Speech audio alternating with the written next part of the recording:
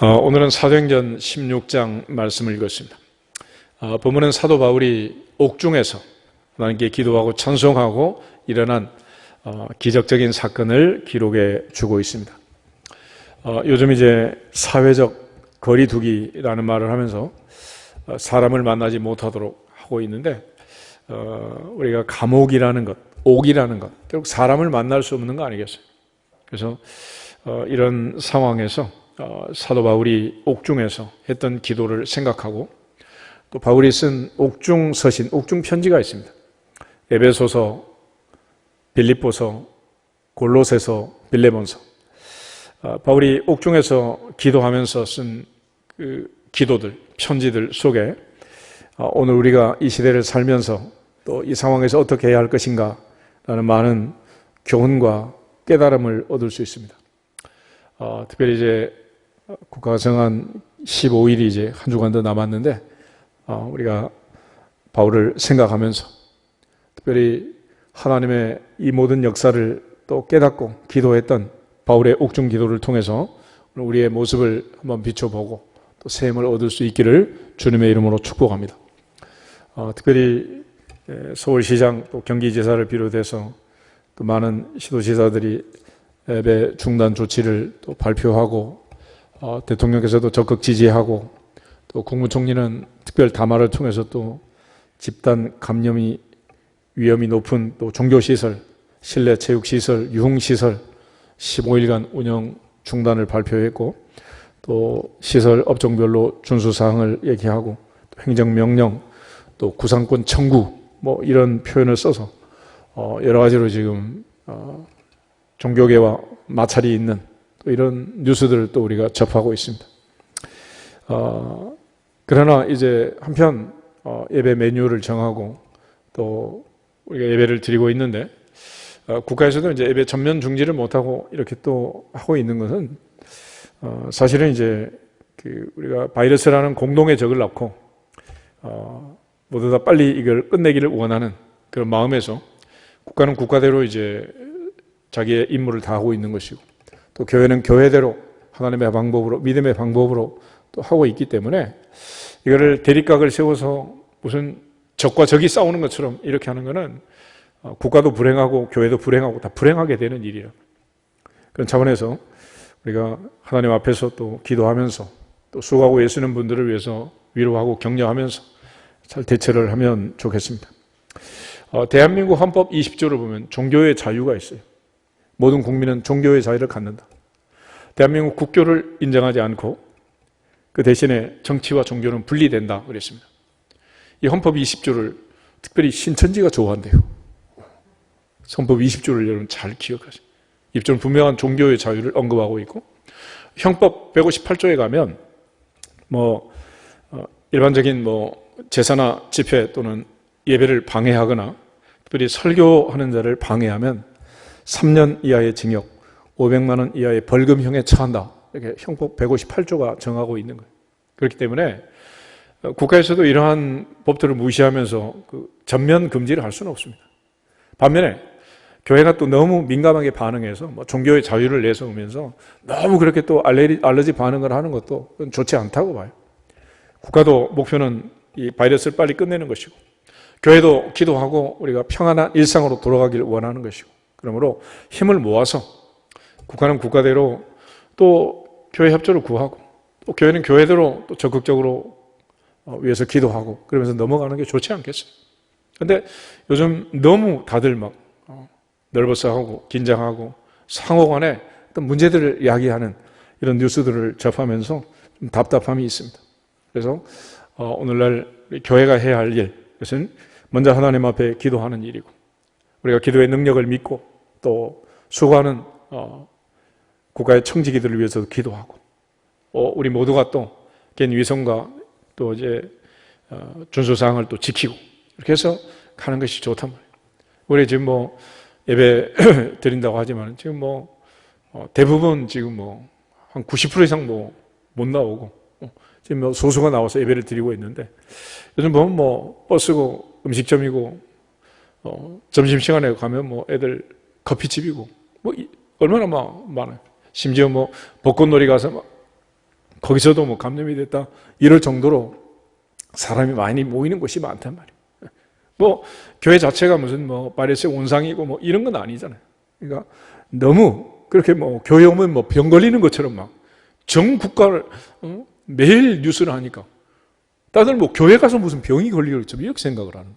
그렇지만 이렇게 뚝 떨어져 있는데 무슨 교회에서 병이 걸리겠어? 말도 안 되는 그런 상황들을 얘기하고 있으니까 이게 참 답답한 거죠.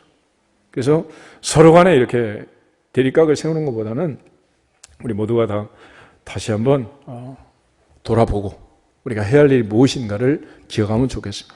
그래서 장로님 기도하신 것처럼 지금은 기도할 때지 싸우고 각을 세울 때가 아니란 말이에요. 디모데전서 2장을 한번 찾아보겠습니다. 디모데전서 2장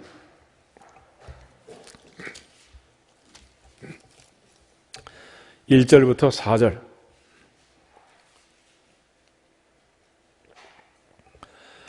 같이 한번 읽겠습니다. 1절 그러므로 내가 첫째로 권하노니 모든 사람을 위하여 간구와 기도와 도구와 감사를 하되 임금들과 높은 지위에 있는 모든 사람을 위하여 하라. 이는 우리가 모든 경건과 단정함으로 고요하고 평안한 생활을 하려 함이라. 이것이 우리 구주 하나님 앞에 선하고 받으실 만한 것이니 하나님은 모든 사람이 구원을 받으며 진리를 아는 데 이르기를 원하시느니라. 아멘. 우리가 기도해야 되는 이유 첫째는 우리가 평안하게 단정하게 경건하게 고요하게 생활하기 위해서 신앙생활 잘 할 수 있도록 하기 위해서 우리가 기도하라는 거예요. 물론 요즘 뭐 왕제도를 가지고 왕이 다스리는 나라가 있는 건 아니지만 우리가 높은 지위에 있는 권세자들 위해서 기도하라는 거예요. 또 하나님은 모든 사람이 구원을 받고 진리를 아는 데 이르기를 원한다. 그러므로 하나님의 뜻은 이 상황에서도 한 영혼이라도 살리고 구원시키는 거예요. 그래서 지금 문제가 되는 것은 하나님 앞에서 저 세상을 준비하지 못하고 죽음 이후를 준비하지 못하고 갑자기 질병으로 세상을 떠나는 그 사람들의 영혼은 어떻게 하냐 말이에요. 그 안타까움을 생각하면서 우리가 모든 사람의 구원받기를 위해서 기도하고 지위 고하를 막론하고 빈부 기천을 막론하고 모든 사람의 생명은 다 같은 생명이라 그들을 위해서 특별히 기도할 때 그것이 결국은 우리를 위한 기도이고 그것이 우리에게 유익이 될 것입니다. 그래서 예레미야를 통해서도 하나님께서 바벨론 포로로 잡혀가는 이스라엘 백성들에게 명령하시기를 바벨론 나라가 평안하기를 위해서 기도해라 그랬습니다. 포로로 잡혀가서 포로 생활하는데 그 나라가 불안하고 정치가 불안하고 경제가 어려우면 포로 생활하는 노예들은 얼마나 힘이 들겠어요. 그러므로 우리가 기도할 때 하나님의 은혜가 평강이 우리 모두에게 임할 줄로 믿습니다. 로마서 13장을 한번 더 보겠습니다. 로마서 13장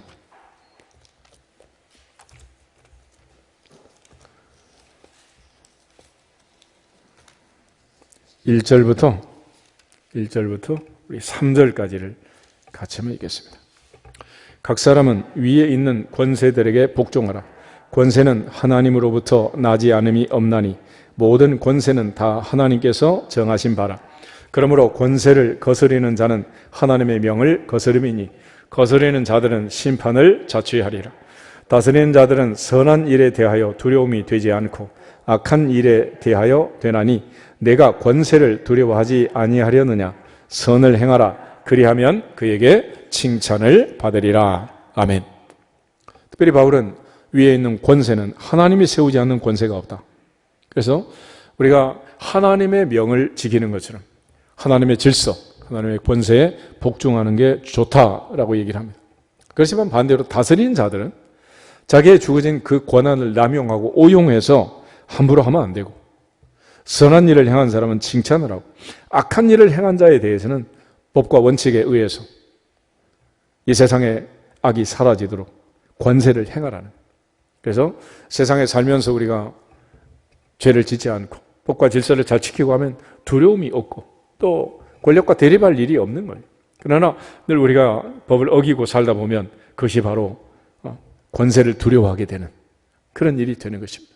그래서 특별히 성경적으로 보면 우리가 위에서 기도하고 하는 것은 사명이고 특별히 위에 있는 모든 사람들 하나님 맡긴 자리에 있는 책임 있는 자들을 위해서 기도하는 것은 결국 우리를 위한 기도이고, 또 교회가 특별히 그동안도 늘 기도하지만은 이런 때 더욱더 집중해서 기도함으로써 그들이 지혜와 명철과 또 바른 판단력으로 이 모든 일을 잘 할 수 있도록 교회는 적극 협력하고, 또 국가에서도 1000만이나 되는 기독교인을 한꺼번에 매도하기보다는 서로 위로하고 격려해서 또 잘한 부분 잘하고 못하면 못하고, 일부 교회들이 또 이단 교회들이 그러고 있는 그 사태 때문에 전국 교회가 마치 다 교회 가면 병이나 걸리는 것처럼 이렇게 몇 시간 뉴스를 하는 것은 옳지 않은 일이죠.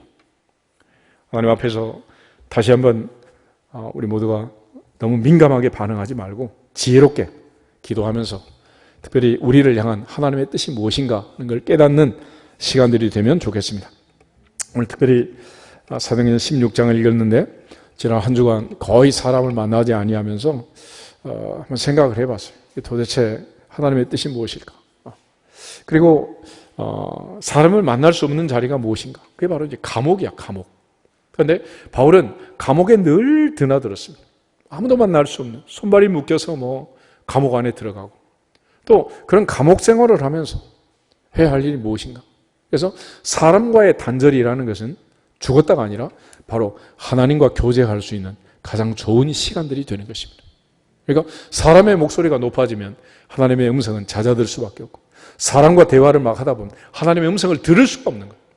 반면에 사람의 음성을 듣지 않고 사람의 말을 듣지 않고 좀 뉴스도 좀 절제하고 모든 인터넷 스마트폰도 좀 절제하고 고요하게 주님의 음성을 들을 수 있으면 좋겠다, 그런 생각을 합니다.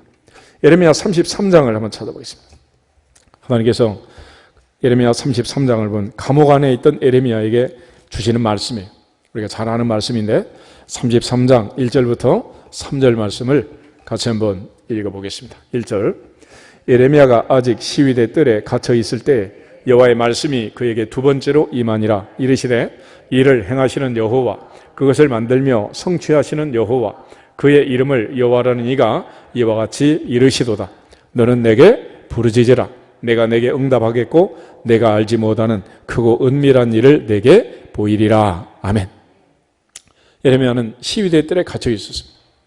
요셉도 보디발의 집에서 시위대의 집으로, 감옥으로 옥살이를 합니다. 하나님의 사람들을 보면 내가 잘못하지 않아도 감옥에 갇히는 경우가 많아요. 그런 기가 막힌 옥살이, 억울함. 그렇지만 그들은 그 감옥에 갇혀서, 그 격리가 되어서 어려움을 처하면서 그들은 늘 하나님과 교제했고 하나님과 동행했습니다. 그래서 바울은 하나님 앞에 옥중에서도 기도하면서 또 우리에게 부탁을 하는 것이고, 요셉은 옥중에서 하나님이 함께 하심으로 형통한 자가 되고, 예레미야에게는 특별히 옥중에 있을 때 하나님 말씀하십니다. 너는 내게 부르짖으라. 내가 내게 응답하겠고 내가 알지 못하는 크고 은밀한 일을 내게 보이리라. 네가 하려고 발버둥 치지 말라는, 사람이 늪에 빠지면 그때는 가만히 있어야 됩니다. 내가 나오려고 허우적대면 더 빠져 들어가는 거예요. 하나님께서 멈춰라, 빨간불을 보내셨을 때는 가만히 멈추고 고요하게 기다리고 하나님의 때를 기다리며 기대하면서 기도할 수 있기를 주님의 이름으로 축복합니다. 지금은 기도할 때라, 기도할 때. 그래서 사도 바울의 오늘 사도행전 16장의 이야기를 보면 바울은 지금 어쩌다 옥에 갇혔느냐, 어쩌다가 갇혔느냐. 앞부분을 보면 6절부터 10절에 바울이 소아시아, 지금 터키 지역에서 복음을 전했습니다. 그런데 복음 전파가 되지 않아요. 하나님의 성령이 늘 가로막고 또 방해를 하고. 그런데 어느 날 환상 중에 그리스 쪽에서, 마케도니아에서 손짓하면서 이쪽으로 좀 와달라, 그런 환상을 보게 됩니다. 그래서 바울이 이제 터키 사역을 접고 그리스로, 유럽으로 이제 발판을 옮겨서 그가 이제 건너가게 되고 마게도냐 지역의 첫 번째 성 빌립보에 도착하게 됩니다. 그래서 하나님 도대체 왜 나를 이곳에 보냈는가? 그래서 안식일에 문밖 강가에 나가서 이제 봤더니 많은 여자들이 모여 있고 빨래도 하고 이제 이런, 거기서 바울이 이제 복음을 전하게 됩니다. 그런데 놀랍게 하나님께서 루디아라 하는 한 여자의 마음을 열어서 바울의 말을 듣고 순종하도록, 은혜 받도록, 깨닫도록, 거듭나도록 역사를 해요. 그래서 이 루디아가 바울을 자기 집으로 들여서 대접도 하고 온 가족이 세례를 받고 하나님의 자녀로 거듭나는, 온 가족이 예수 믿고 구원받는 그런 놀라운 구원의 역사가 이루어지게 됩니다. 그리고 이제 빌립보라는 도시를 왔다 갔다 하는데 길거리에 앉아서 귀신이 들려가지고 점을 치는 여종 하나를 만나게 됩니다. 그런데 이 아이가 바울과 실라를 보면서 17절에 보면 이렇게 말합니다. 이 사람들은 지극히 높은 하나님의 종으로서 구원의 길을 너희에게 전하는 자다. 이러면서 막 얘기를 하는 거예요. 그래서 바울이 너무 마음이 아프고 괴롭고 그래서 귀신에게 명령을 합니다. 18절에 보면 예수 그리스도의 이름으로 내가 내게 명하노니 그에게서 나오라.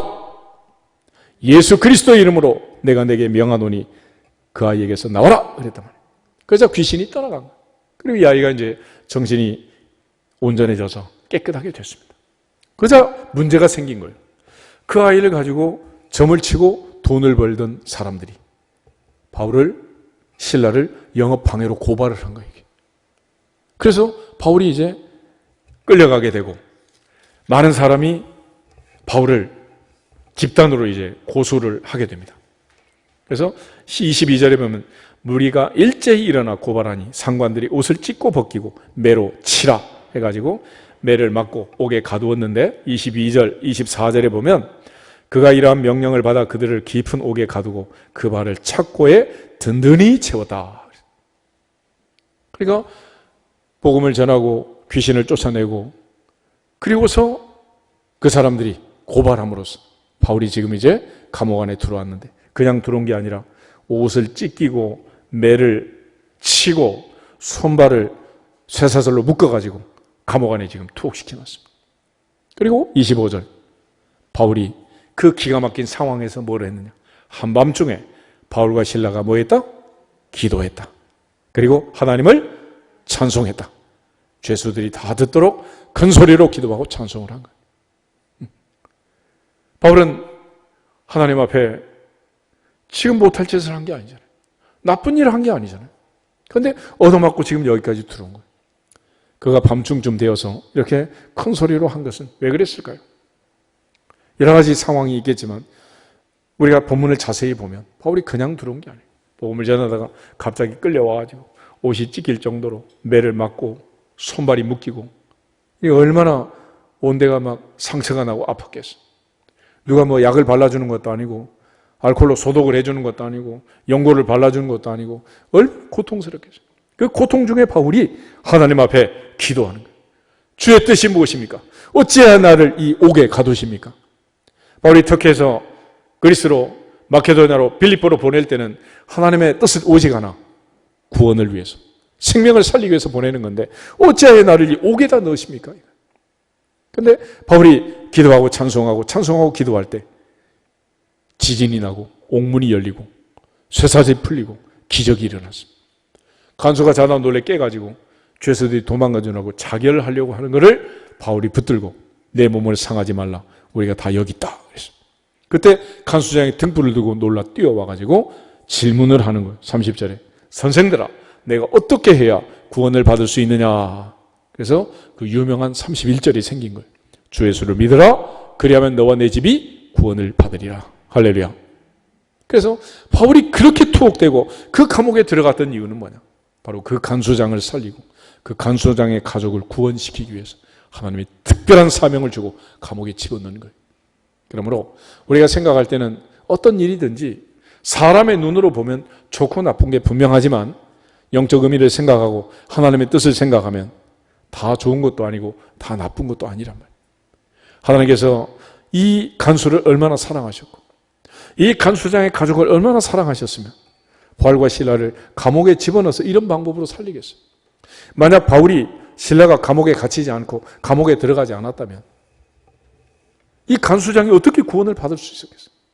그러니까 하나님께서는 하나님의 방법으로 여러 가지 일을 하시는 거예요. 우리가 지금 전 세계적으로 바이러스가 퍼지고 뭐 두려워하고 있지만은 하나님께서는 이 한 가지 바이러스를 통해서 70억에게 70가지 일을 하시는 줄로 믿습니다. 하나님은 여러 가지 그 사람 형편과 상황에 따라서 자기 일을 하고 계시는 거예요. 그러므로 끝내는 것도 시작하는 것도 우리 손에 있지 않단 말이에요. 하나님이 시작하셨으니 끝나는 것도 하나님이 하실 것이고 하나님의 계획 속에 있다. 그래서 역사의 흥망성쇠, 생사화복, 대제국이든 한 개인이든 죽고 사는 문제는 전능자의 손에 있느니라. 아멘. 그러므로 우리가 뭐 며칠 계약한다 그런다고 계약할 수 있는 것도 아니고 어느 날 끝내자, 여름이면 끝난다 그런다고 뭐 바이러스가 끝나는 거 아니잖아요. 하나님 앞에서 여호와께서 집을 세우지 아니하시면 세우는 자의 수고 헛되고 여호와께서 성을 세우지 아니하시면 성을 파수하는 지키는 자의 수고가 허사다 그랬습니다. 하나님 앞에서 인간은 최선을 다할 뿐이고 전능자의 손에 최종 결정권이 있다는 사실을 믿고 하나님 앞에 기도하면 하나님은 우리를 통해서 또 기도하는 사람들을 통해서 우리가 알지 못하는 크고 비밀한 일을, 은밀한 일을 이루실 줄로 믿습니다.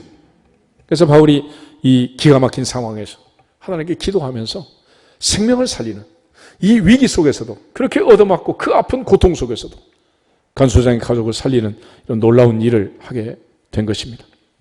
요즘 사회적 거리란 이 격리, 감옥 아닌 감옥에 지금 살고 있는데 이 상황 속에서 우리가 하나님께 기도하면 하나님은 바울의 기도를 들으시고 신라의 찬양을 받으시고 기적을 행하신 것처럼 기적적으로 은혜를 베풀 줄 믿습니다.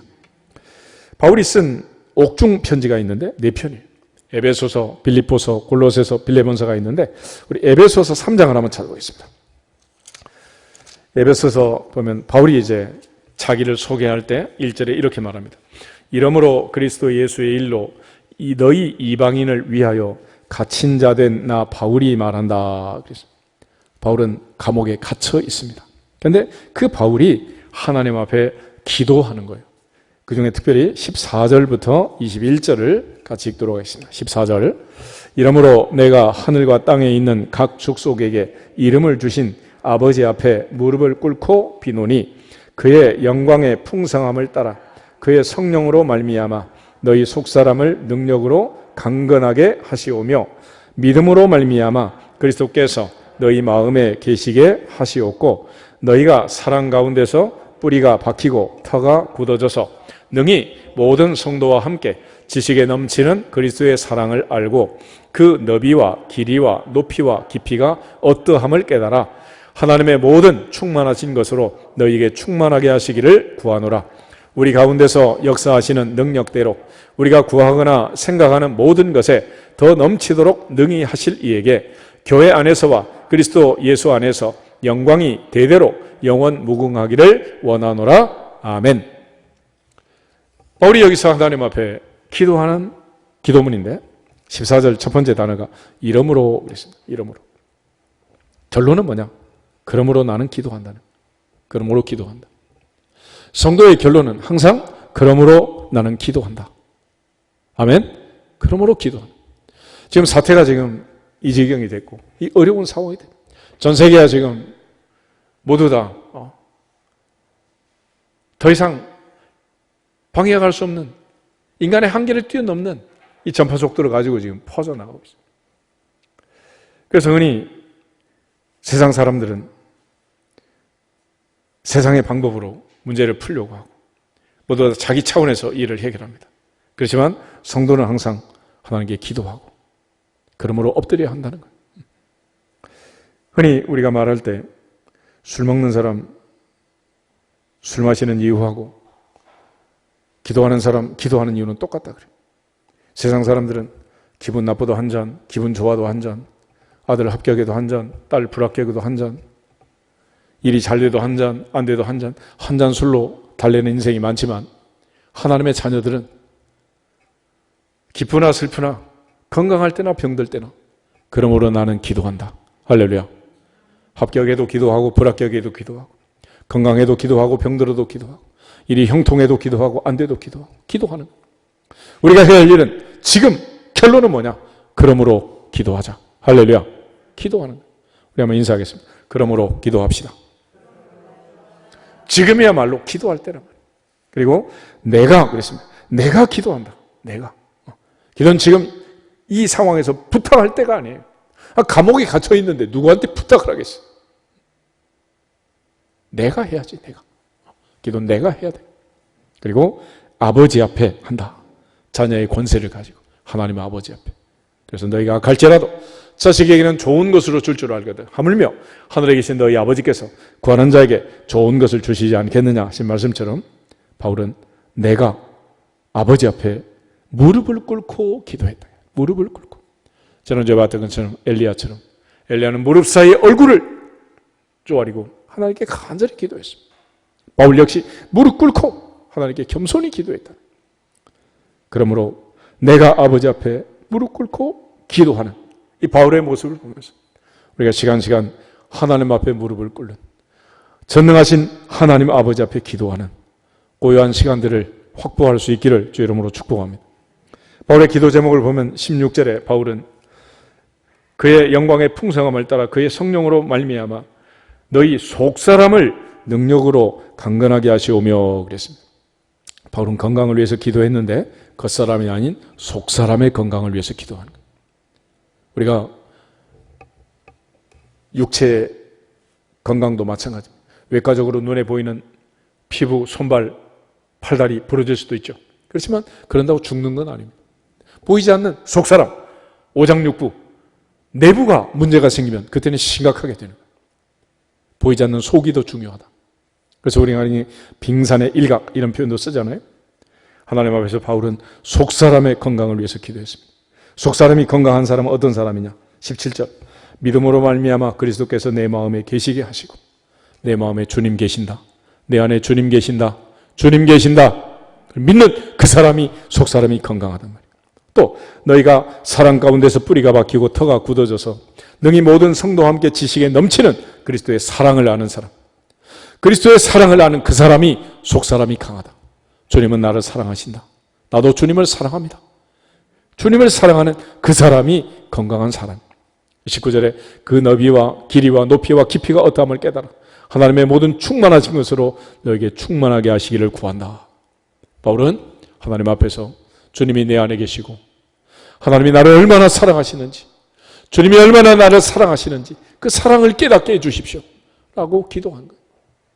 바울은 그 어둠 같은 감옥을 어떻게 통과했느냐?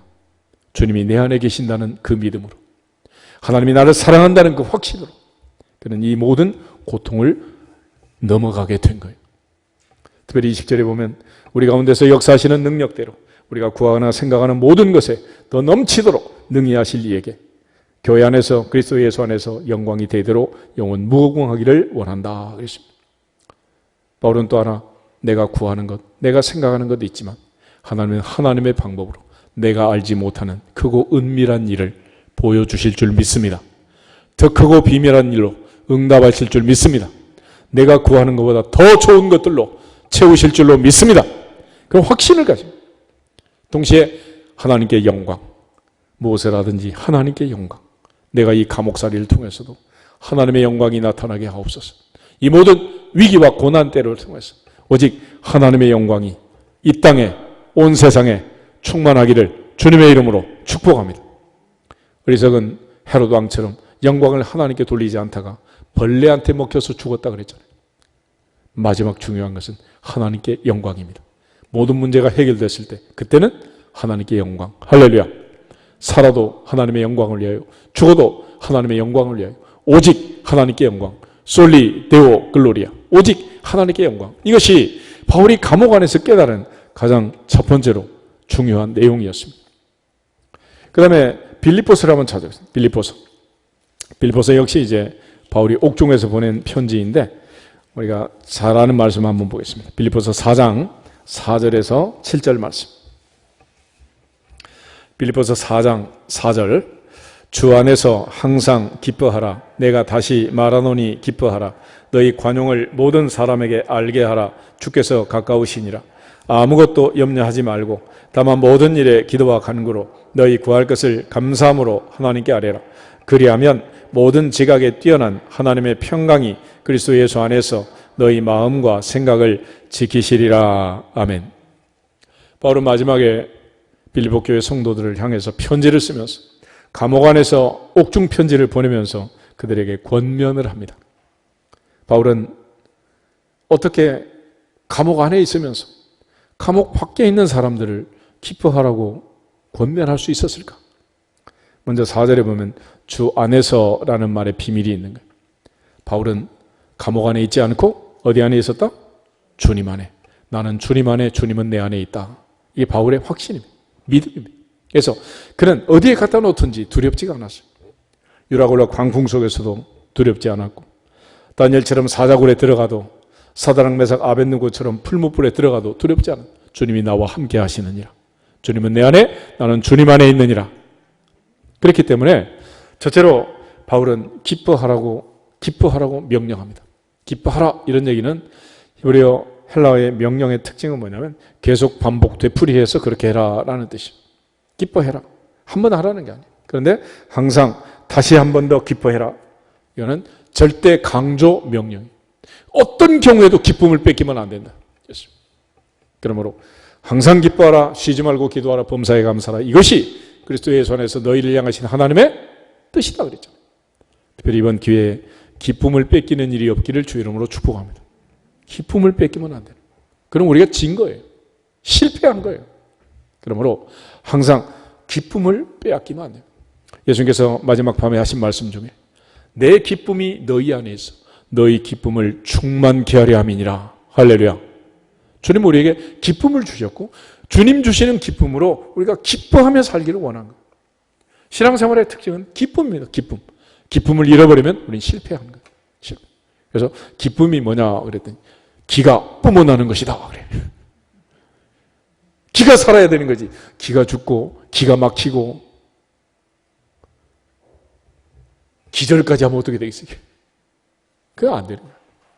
감옥 안에서도 기뻐해라. 할렐루야. 하물며 감옥 밖에서 기뻐하지 못할 일이 뭐가 있겠어요? 두 번째는 관용하되 모든 사람에게 관용해라 그랬습니다. 바울은 억울함이 있겠죠. 옥살이를 하는데 잘못해서 들어간 것도 아닌데 베드로가 주님께 질문할 때 형제가 내게 죄를 범하면 몇 번 용서하면 됩니까? 70번씩 7번. 7번을 70번이라도 77 times 용서해라 그랬습니다. 주님은 십자가의 가상체련의 첫 번째가 용서 아닙니까? 자기를 못 받는 자들을 위해서 주님 기도하셨습니다. 아버지 저들을 용서해 주십시오. 사해 주십시오. 자기들이 하는 것을 알지 못합니다. 그래서 이번 교회 묵상하면서 나와 불편했던 사람들, 문제가 있었던 사람들 다 관용하고 모든 사람에게 주님을 알릴 수 있기를 주의 이름으로 축복합니다.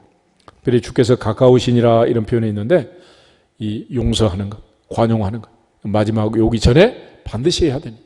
그래서 하나님과의 관계는 회개로 풀고 사랑과의 관계는 용서로 풀고 그렇게 해서 관용할 때 하나님의 은혜가 임하고 내 마음이 평안하게 된다. 세 번째 부탁은 기도하라 그랬습니다. 6절은 기도의 네 가지 중요한 원리를 설명하는 거예요. 첫 번째 원리는 아무것도 염려하지 말아라 그랬습니다. 두 번째는 모든 일이 기도 제목이고 모든 일이 간구의 제목이다.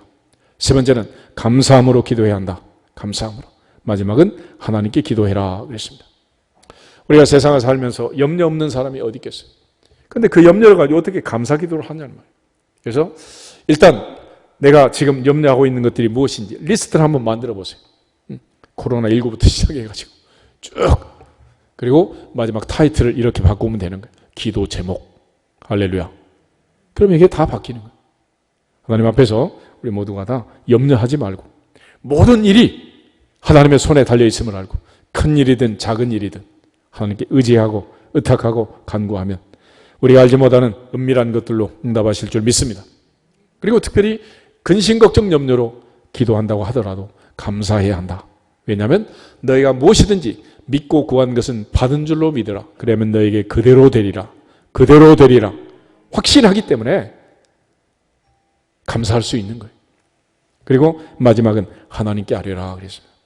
사람 찾아다니면 안 된다. 사람에게 부탁해서는 안 된다. 사람을 의지하면 안 된다. 호흡이 끊어지면 그날로 모든 게 끝나는 인간을 의지하면 안 된다. 하나님만 의지해야 하느니라. 그게 기도란 말이에요. 기도. 그래서 7절에 그리하면 이라는 말은 기뻐하면 모든 사람에게 관용하면 그리고 하나님께 기도하면 무슨 일이 벌어지느냐. 모든 지각에 뛰어난 하나님의 평강이 그리스도의 손에서 너희 마음과 생각을 지키시리라.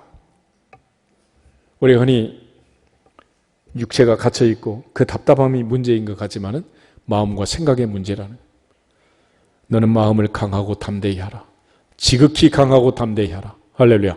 그래서 우리가 흔히 병은 마음의 병이라 그래요. 마음의 병. 마음이 약하면 어떤 병도 이겨낼 수가 없습니다. 그렇지만 말기 암이라 하더라도 나는 안 죽는다. 사명이 있다. 라고 분명히 믿고 하나님께 의지하면 절대로 죽지 않는 거예요. 그러므로 하나님 앞에서 우리 모두가 다 하나님의 평강을 얻을 수 있기를 주의 이름으로 축복합니다. 그 하나님의 평강이 우리의 마음과 생각을 지켜주시기를 주님의 이름으로 축복합니다. 이걸 가리켜 평정심이라고 합니다. 평정심. 그러니까 너무 기쁘다고 해서 막 춤을 추고 너무 슬프다고 또 그냥 죽을 것처럼 그렇게 또 이제 엄살을 부리고 이러면 안 되는 거예요. 하나님 앞에서 하나님이 마음과 생각을 지켜주시도록 다윗처럼 입술의 말도 마음의 묵상도 주님 앞에 연락되기를 원합니다. 할렐루야. 그래서 하나님이 내 마음, 내 생각을 지켜주시면 그 평강이 내 마음을 주장하면 내가 평안하고 남편도 아내도 평안하고 아들도 딸도 평안하고 온 나라가 평안하고 할렐루야. 다 평안하게 되는 거예요. 근데 내가 불안하면 어떻게 돼? 나를 만나는 모든 사람이 불안해. 모든 사람. 그래서 요즘은 말 한마디가 아주 중요하단 말이에요. 어떤 말을 듣느냐, 어떤 말을 하느냐에 따라서 우리의 상황이 평강을 누릴 수도 있고 평강을 깰 수도 있어요. 그러므로 사도 바울이 감옥 안에서 기쁨으로 관용으로 하나님께 간절히 염려되신 감사함으로 기도함으로써 평강을 누렸던 것처럼 하나님의 평강을 회복하는 은혜가 있기를 주님의 이름으로 축복합니다. 마음의 평강, 생각의 평강, 그 평강으로 평정심을 회복하고 그 평정심으로 모든 두려움을 물리치는 우리 모두가 되기를 주님의 이름으로 축복합니다. 빌립보 다음에 골로새서가 있는데 골로새서 역시 옥중서신 그중에 3장을 한번 보겠습니다. 골로새서 3장 12절부터 17절을 한번 읽어보겠습니다. 골로새서 3장 12절 그러므로 너희는 하나님이 택하사 거룩하고 사랑받는 자처럼 긍휼과 자비와 겸손과 온유와 오래 참음을 옷 입고 누가 누구에게 불만이 있거든 서로 용납하여 피차 용서하되 주께서 너희를 용서하신 것 같이 너희도 그리하고 이 모든 것 위에 사랑을 더하라. 이는 온전하게 매는 띠니라. 그리스도의 평강이 너희 마음을 주장하게 하라. 너희는 평강을 위하여 한 몸으로 부르심을 받았나니 너희는 또한 감사하는 자가 되라. 그리스도의 말씀이 너희 속에 풍성히 거하여 모든 지혜로 피차 가르치며 권면하고 시와 찬송과 신령한 노래를 부르며 감사하는 마음으로 하나님을 찬양하고 또 무엇을 하든지 말에나 일에나 다 주 예수의 이름으로 하고 그를 힘입어 하나님 아버지께 감사하라. 아멘. 바울은 특별히 골로새교회 편지를 쓰면서 옥중에서 편지를 쓰면서 오늘 그러므로 우리가 해야 할 일이 뭐냐? 바로 이런 일을 해야 한다라고 말했어요. 여기 보면 이제 12절부터 17절에 우리가 흔히 말하는 좋은 말은 다 들어있지. 좋은 단어는. 근데 정리하면 이래요. 첫째는 그리스도 예수의 마음을 품어라 그런 얘기.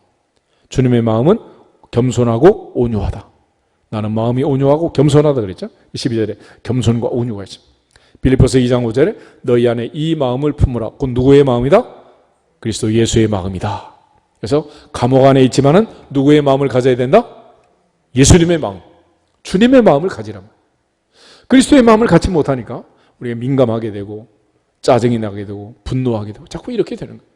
하나님 앞에서 그리스도 예수의 마음, 온유하고 겸손한 마음을 회복할 수 있기를 주님의 이름으로 축복합니다. 또 하나 여기 있는 말씀들을 쭉 정리해 보면 성령의 9가지 열매예요.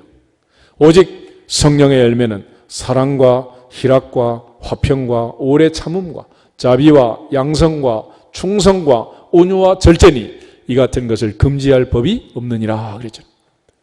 이제 봄이 되어서 꽃이 만개하고 있습니다. 이처럼 꽃이 피는 것은 그냥 꽃만 피고 끝나는 게 아니에요. 이 꽃을 통해서 반드시 가을에는 뭐가 맺힌다? 열매가 맺힌다. 열매가.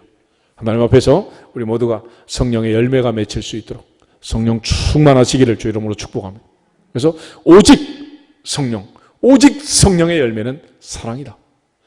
희락과 화평과 오래 참음과 자비와 양성과 충성과 온유와 절제다.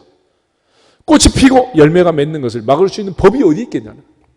그래서 우리 모두가 성령 충만해야 하느니라. 할렐루야. 그래서 바울은 성령 충만하라고. 에베소서에도 오직 술 취하지 말라. 이는 방탕한 것이니 오직 성령으로 충만함을 받아라. 할렐루야. 그래서 바울은 어디에서나 성령 충만을 강조합니다. 성령 충만. 그래서 우리가 흔히 성령 충만의 반대는 성질 충만이다 그러잖아. 이런 위기 상황 앞에서 절대로 성질 부리면 안 돼요. 성령 충만하고 성령의 열매를 맺고 감옥 같은 이 시기를 잘 지나갈 수 있기를 주님의 이름으로 축복합니다. 그리고 바울이 강조하는 것 중에 하나는 믿음, 소망, 사랑. 믿음, 소망, 사랑. 믿음, 소망, 사랑. 그 믿음과 소망과 사랑 가운데 있어야 한다라고 말해요. 그런데 믿음, 소망, 사랑의 결론이 뭐냐? 그럼 그게 바로 13절의 용서, 15, 16, 17절의 감사라고 할 수 있어요. 용서와 감사를 얘기합니다. 특별히 13절에 누가 누구에게 불만이 있거든 서로 용납하여 피차 용서하되 주께서 너희를 용서하신 것 같이 너희도 그렇게 해라. 주님의 용서를 받은 것처럼 그렇게 하라는. 그 다음에 특별히 15절부터 17절은 결론이 뭐냐? 감사를 얘기합니다. 15절 그리스도의 평강이 너희 마음을 주장하게 하라. 너희는 평강을 위하여 한 몸으로 부르심을 받았나니 너희는 또한 어떤 사람 되라? 감사하는 사람 되라. 그러니까 마음이 평강을 누리지 못한, 마음이 평안하지 못한 사람은 감사가 나온다 안 나온다? 그 안 나오는 거예요. 엄마가 아무리 정성으로 밥을 차려주고 도시락을 싸줘도 마음이 평안하지 못한 애는 엄마한테 감사합니다가 아니라 짜증을 내게 돼 있어요. 그리고 결국은 엄마가 문제가 아니고 내가 문제인데 그걸 모르는 거야. 하나님 앞에서 항상 하나님의 평강이 우리 마음을 주장할 수 있도록. 아멘. 염려하지 말고 하나님께 맡기고 감사하면 평강이 오게 되고 평강이 오면 그 사람을 통해서 감사가 나오게 되어 있습니다. 할렐루야. 다시 한번 인사하겠습니다. 감사하는 자가 됩시다. 그 다음에 16절에도 보면 그리스도의 말씀이 너희 속에 풍성히 거하여 모든 지혜로 피차 가르치며 권면하고 시와 찬송과 신령한 노래를 부르며 감사하는 마음으로 하나님을 찬양해라. 예배를 드리고 말씀을 듣고 우리가 기도하고 이 모든 과정, 찬송하는 모든 과정에 가장 중요한 것은 뭐요? 감사를. 그래서 우리는 감사 기도를 하고 감사 찬송을 하고 감사 예배를 드리고 감사 헌금을 하고 감사하는 삶을 살고. 할렐루야. 그래서 이 감사는 하나님의 은혜를 받을 수 있는 가장 좋은 그릇입니다. 기독교 문화가 전래된 모든 나라에 가장 많이 쓰는 말, 땡큐, 감사합니다. 감사. 감사는 인생을 바꾸게 되어 있습니다. 감사는 만사를 바꾸는 거예요. 그러므로 하나님 앞에 감사하면 감옥 안에서도 옥문이 열리고 감옥 안에서도 하나님의 은혜가 임하고 감옥 안에서도 총리가 되고 감옥 안에서도 기적이 일어나고. 할렐루야. 감사.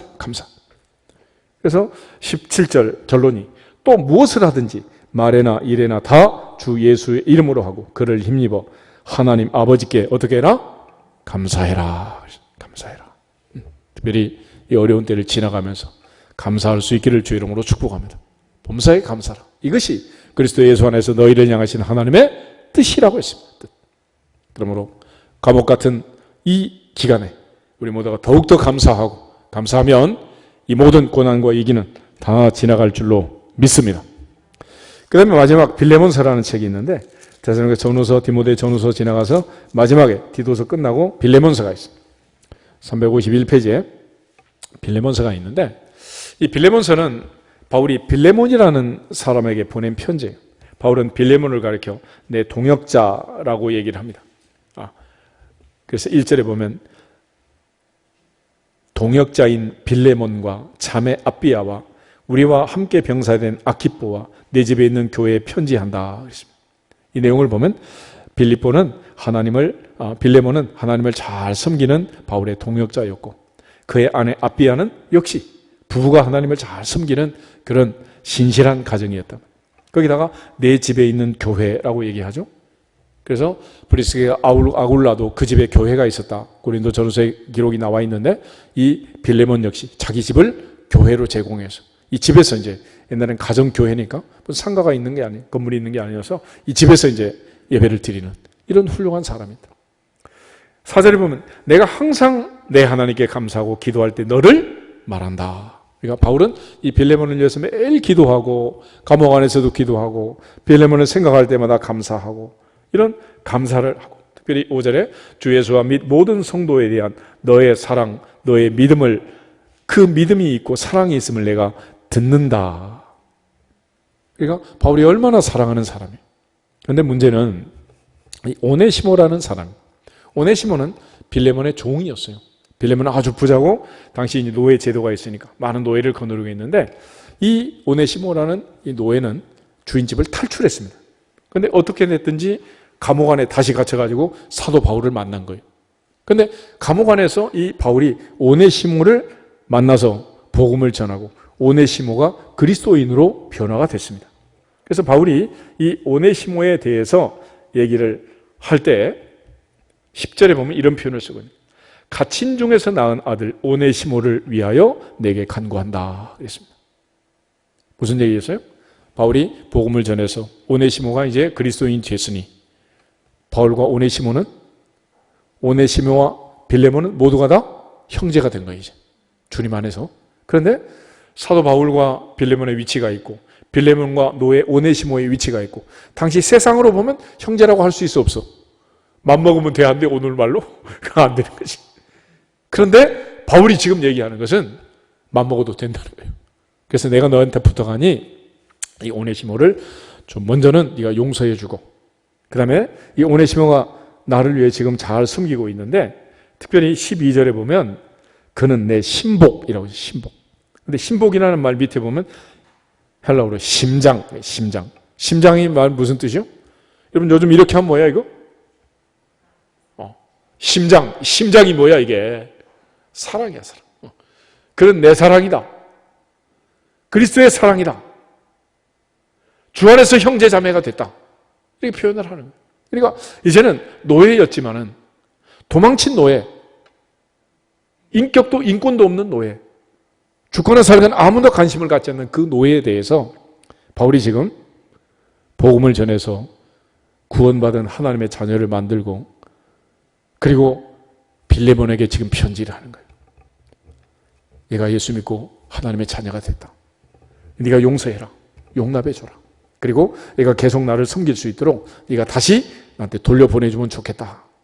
내가 계속 데리고 있어도 상관이 없겠지만은 네가 먼저 세상적으로 주인이니까 네가 먼저 화해하고 용서하고 그 다음에 돌려보내달라. 이런 지금 편지를 쓰고 있는 거예요. 요즘 식으로 말하면 내 코가 석잔데 누구 걱정을 하는 거야 지금? 내가 감옥에 갇혀가지고 죽을지 살지 어떻게 될지 모르는데 아무 관심을 안 가져도 되는 그 노예 하나에 대해서 바울이 이처럼 관심을 갖는 거야. 이유는 뭐냐? 주님이 우리를 사랑하신 그 사랑이 뭐냐는 거야. 그리고 그 사랑을 지금 오네시모를 통해서 지금 바울은 실천하고 있는 것입니다. 하찮은 아무것도 아닌 이 노예, 무시해도 되는 이 노예에 대해서 사랑을, 주님이 내게 얼마나 사랑을 많이 주셨는가, 왜 나를 불렀는가, 바로 이 오네시모를 만나게 하시고 그를 살리라고, 그의 사랑을 베풀라고 하는 거 아니냐. 그래서 이걸 이제 빌레몬에게 지금 알려주는 거예요. 자기가 깨달음을 지금 얘기하고 있는 것입니다. 그래서 빌레몬에게 지금 이 오네시모를 위하여 기도한 편지가 바로 이 빌레몬서인데, 우리 8절 말씀부터 14절을 먼저 한번 읽어보겠습니다. 이러므로 내가 그리스도 안에서 아주 담대하게 내게 마땅한 일로 명할 수도 있으나 도리어 사랑으로서 간구하노라. 나이가 많은 나 바울은 지금 또 예수 그리스도를 위하여 갇힌 자 되어 갇힌 중에서 낳은 아들 오네시모를 위하여 내게 간구하노라. 그가 전에는 내게 무익하였으나 이제는 나와 내게 유익함으로 내게 그를 돌려보내노니 그는 내 신복이라. 그를 내게 머물러 있게 하여 내 복음을 위하여 갇힌 중에서 내 대신 나를 섬기게 하고자 하나 다만 내 승낙이 없이는 내가 아무것도 하기를 원하지 아니하노니 이는 너의 선한 일이 억지같이 되지 아니하고 자의로 되게 하려 함이라. 아멘. 그래서 바울이 계속 데리고 있어도 된단 말이에요. 또 바울이 빌레몬에게 이렇게 편지하면서 정중하게 하지 않고 내가 지금 이러이러했으니 그렇게 알고 있어라 라고 얘기해도 되는 거예요. 명령해도 된단 말이에요. 그렇지만 명령하지 않고 사랑으로 편지를 하는 것은 이 오네시모를 빌레몬도 형제로 그렇게 용납하고 용서하고 그리고 다시 사도 바울에게 가서 바울 사도님 잘 섬겨줘라, 잘 돌봐줘라, 그렇게 네가 보낼 줄로 내가 확신한다. 그렇지만 그렇게 할 수 있는데 그걸 내가 억지로 하면, 강압적으로 하면 네가 하는 일이 뭐가 되겠느냐.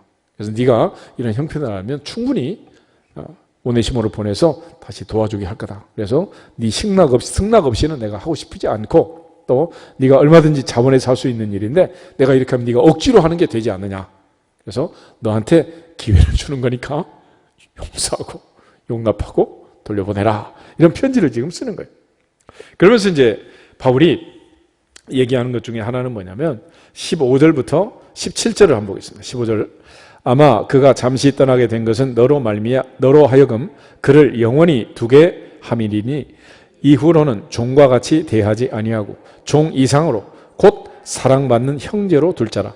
내게 특별히 그러하거든 하물며 육신과 주 안에서 상관된 내게랴.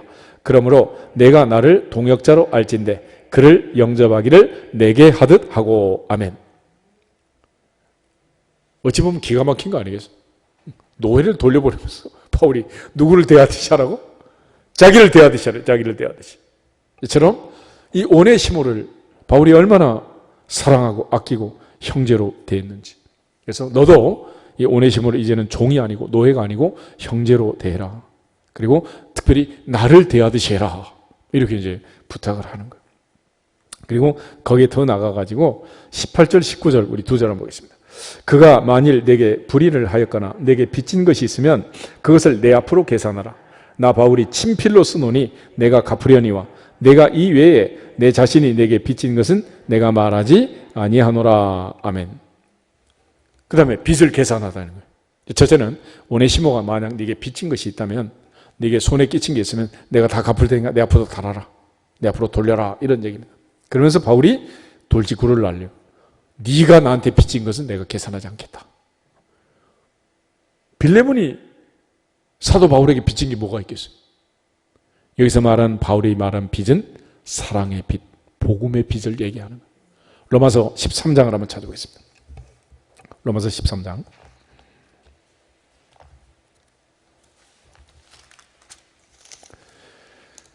로마서 13장 8절에서 10절 보겠습니다. 로마서 13장 8절. 피차 사랑의 빚 외에는 아무에게든지 아무 빚도 지지 말라. 남을 사랑하는 자는 율법을 다 이루었느니라.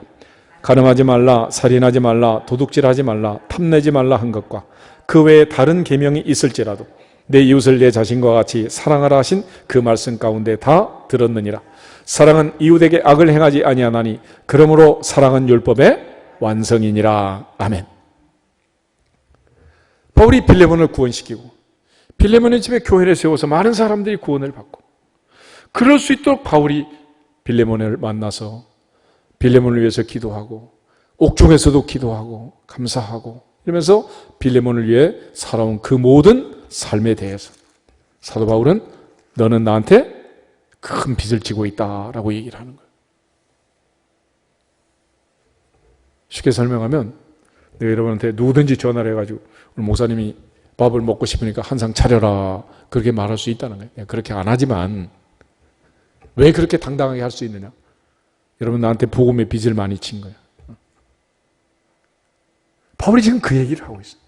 그래서 바울이 오네시모가 너의 종이었지만 이제 형제가 됐으니 사랑의 빚을 그에게 너도 갚아라. 내가 갚는 것처럼. 이 하찮은 종의 생명을 위해서 바울은 감옥 안에서 깨달은 거예요. 감옥 안에 갇히면 노예나 주인이나 생명값이 마찬가지예요.